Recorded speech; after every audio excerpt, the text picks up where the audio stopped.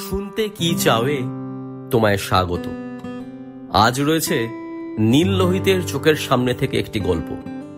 লেখক সুনীল গঙ্গোপাধ্যায়। গল্প পাঠে রয়েছে আমি, সঞ্জীব। কলেজ স্ট্রিটের রেলিং দোকান থেকে একটা বই কিনে ফেললাম। অনেক দর কষাকষি করেও 60 পয়সার কমে নামাতে পারলাম না। একটা আধুলি ও 10 পয়সার বিনিময়ে বইটি আমার হস্তগত হলো। বইটার আসল দামই 12 আনা, কিন্তু আমি অনেকক্ষণ ধরে বইটা নাড়াচাড়া করছিলাম বলে দোকানদার আমার উৎসাহ টের পেয়ে গিয়েছে। বইটার মলাট ছেঁড়া, পাতাগুলো হলদে আর মুড়মুড়ে। ছাপা হয়েছে 1881 সালে। বইটার নাম মাধব ও ললিতা। লেখকের নাম নিত্যানন্দ শাস্ত্রী। এ বইয়ের নাম আমি আগে কখনো শুনিনি। গবেষক টবেষক হবার মতন বিদ্যে আমার নেই। পুরনো বইয়ের সাল তারিখ আর ইতিহাস নিয়ে ঘাটাঘাটি করা আমার স্বভাব নয়।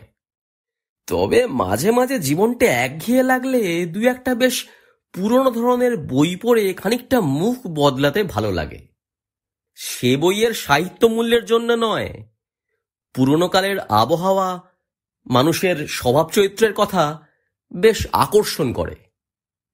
কিন্তু এই বইটা আমি কিনলাম আর একটি কারণে। বইটাতে বহুকাল আগের বিবর্ণ কালিতে নানা রকম মন্তব্য লেখা আছে। সেগুলো থেকেও আর একটা কাহিনীর আভাস ফুটে ওঠে। আগেকার দিনে গয়নার বাক্সে যেমন একটা বাক্সের মধ্যে আর একটা বাক্স থাকতো, এটাও সেরকম, উপন্যাসের মধ্যে উপন্যাস। বইখানা একটা গ্রাম্য প্রেমের কাহিনী। এই বইখানা যে সাহিত্যের ইতিহাসে স্থান পায়নি তাতে আশ্চর্য হবার কিছু নেই। ভাষা খুবই দুর্বল, বঙ্কিমবাবুর ব্যর্থ অনুকরণ। কিন্তু 89 বছর আগে প্রকাশিত বই তো আর সাহিত্য সমালোচকের মন দিয়ে পড়া যায় না। কাঁচা কাঁচা ভাষায় সেকালের জীবনের কথা পড়তে বেশ ভালোই লাগে। ঘটনাগুলো সত্যিই মনে হয়। লেখক নিত্যানন্দ শাস্ত্রী মশাই স্বয়ং ব্রাহ্মণ হয়েও সেকালের পক্ষে রীতিমতন সাহসের পরিচয় দিয়েছেন। বামুনের ছেলে আর তাঁতির মেয়ের প্রেম। পরম শাস্ত্রজ্ঞ বংশের ছেলে মাধব কুমার ছেলেবেলা থেকেই খুব দুরন্ত। নদীর পাড়ে শ্মশানে সে একা একা ঘুরে বেড়ায়। তাঁতি, জেলে, কামার কুমোরদের সঙ্গে তার বন্ধুত্ব। তাঁতির বাড়ির মেয়ে ললিতার সঙ্গে সে খেলা করে, ঝগড়া করে। দুজনের বয়স তখন যথাক্রমে 11 ও 9। তারপর মাধব কুমারকে পাঠানো হলো বারাণসীতে। কিন্তু সেখানে গিয়ে শাস্ত্র পাঠে তার মন বসে না। সর্বক্ষণ মনে পড়ে ললিতার কথা। বারাণসীর গঙ্গার তরঙ্গেও সে শুনিতে পায় ললিতার হাস্যধ্বনি। এই গঙ্গাই তো তাহাদের গ্রামের পার্শ্ব দিয়া বহিয়া যাইতেছে। যাই হোক, মাধব কুমার তো একদিন খুব পণ্ডিত হয়ে অনেক টাকা পয়সা উপার্জন করে গ্রামে ফিরে এলো।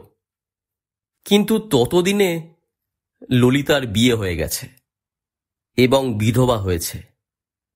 মাধব কুমার তখন যেদিকে তাকায় সেদিকেই শ্মশান দেখে।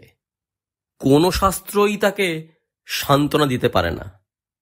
সমাজের এইসব বন্ধন যারা সৃষ্টি করেছে তাদের উদ্দেশ্যে অভিশাপ দিতে ইচ্ছা হয়। লেখক এই পর্যন্ত খুব সাহস দেখিয়েছেন অবশ্য, কিন্তু সে সময় বিদ্যাসাগর মশাই বিধবা বিবাহ আইন পাশ করালেও মাধব আর ললিতার বিয়ে দিতে সাহস পাননি। কারণ তখন বিধবা বিয়ে হলেও ব্রাহ্মণী বিধবার সঙ্গেই ব্রাহ্মণের ছেলের বিয়ে হতো। লেখক শেষ পর্যন্ত ললিতাকে খ্রিস্টানি করে দিলেন। সে চলে গেল আসামে, আর মাধব কুমার বিবাগী হয়ে গেল। শেষের দিকে খুব একটা দার্শনিক তত্ত্ব দেওয়া আছে। এই তো গেল আসল বইয়ের গল্প। বইখানা 1882 সালে একজন কেউ কিনে আরেকজনকে উপহার দিয়েছিল। একজন পুরুষ যে একজন নারীকে উপহার দিয়েছে তাতে কোনো সন্দেহ নেই। কেন সন্দেহ নেই তা পরে বলছি। শুধু লেখা আছে হে কে বি, অর্থাৎ হে নাম্নী কারুকে উপহার দিয়েছেন বি। রবীন্দ্রনাথও হে নাম্নী নারীকে তাঁর বই উৎসর্গ করেছিলেন। এখানে হে হয়তো হেমাঙ্গিনী বা হেমনলিনী বা হেমপ্রভা। এর থেকে বেশি আধুনিক নাম তখনকার পক্ষে ভাবা যায় না।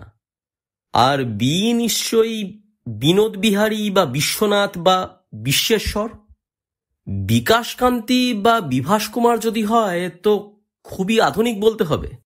যাই হোক, আমি নারীটির নাম মনে মনে বেছে নিলাম হেমপ্রভা এবং পুরুষটি বিশ্বেশ্বর।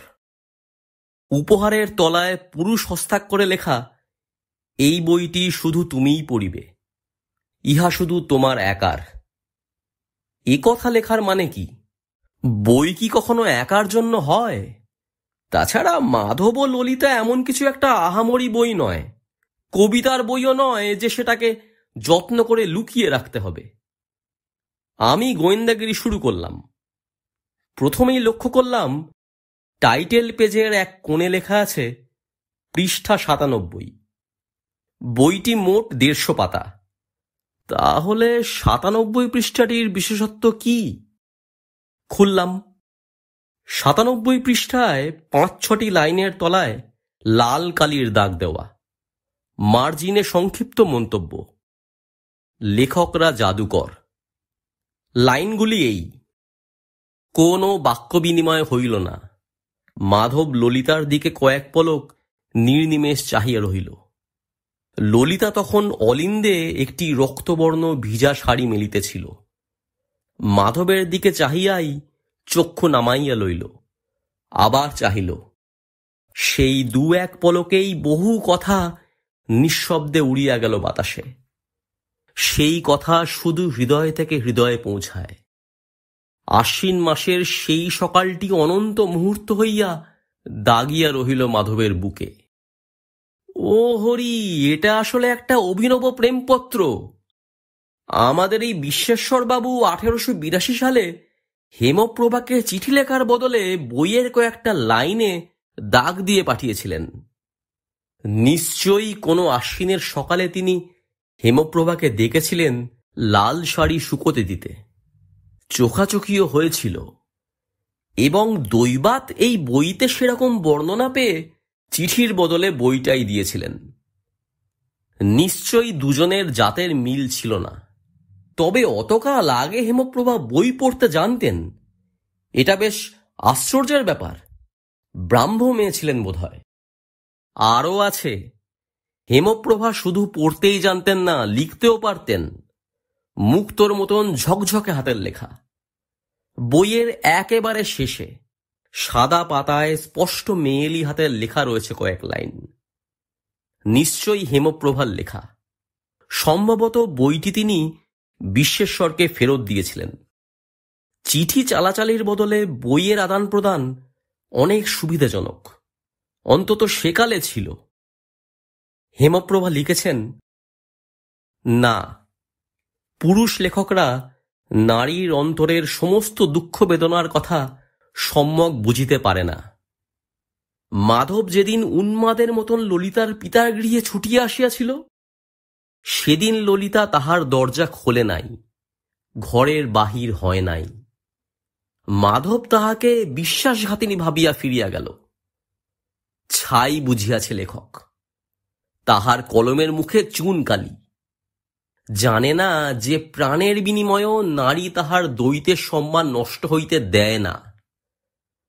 আমি শত দুঃখ সইতে পারি, দুঃখ সহার ক্ষমতা নারীর জন্মগত, কিন্তু তোমাকে কোনো দুঃখ বা অসম্মান ভোগ করিতে দিব না। বাহ, হেমপ্রভার কলমের তো বেশ ধার ছিল। অনায়াসেই লেখিকা হতে পারতেন। বোঝাই যাচ্ছে বিশ্বেশ্বরবাবু একদিন দিগ্বিদিক জ্ঞানশূন্য হয়ে হেমপ্রভার বাড়িতে এসেছিলেন। সেদিন হেমপ্রভা তাঁর সঙ্গে দেখা করেননি। সেই কি শেষ দেখা? শেষ পর্যন্ত বিয়ে হয়েছিল ওদের? সেটা আর জানা গেল না। 55 পৃষ্ঠাতেও লাইনের তলায় দাগ দেওয়া। সেটা ওদের দুজনের মধ্যে কে দিয়েছে ঠিক নেই। একবার ভাবিল মরিব, পরক্ষণেই আবার ভাবিল না, মরিলে তো আর ও মুখ ধ্যান করিতে পারিব না। বয়সের হিসাব করলে বিশ্বেশ্বর আর হেমপ্রভা আমার ঠাকুরদা ঠাকুমার চেয়েও বয়সে বড়। এতদিন তাদের বেঁচে থাকার কথা নয়, তবু তাদের যৌবনকালের প্রণয়ের সৌরভ আমাকে ছুঁয়ে গেল। এরকম বইখানা ওদের কোনো বংশধর শের দরে বেচে দিয়েছে।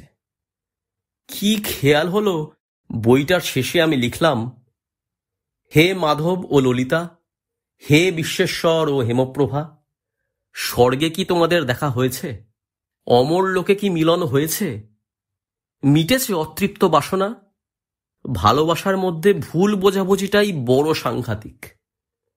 আশা করি স্বর্গে ভুল বোঝাবুঝি নেই, জাতিভেদও নেই সেখানে। লেখকরা লেখে ভবিষ্যৎকালের পাঠকদের জন্য, আমি লিখলাম অতীতকালের উদ্দেশ্যে।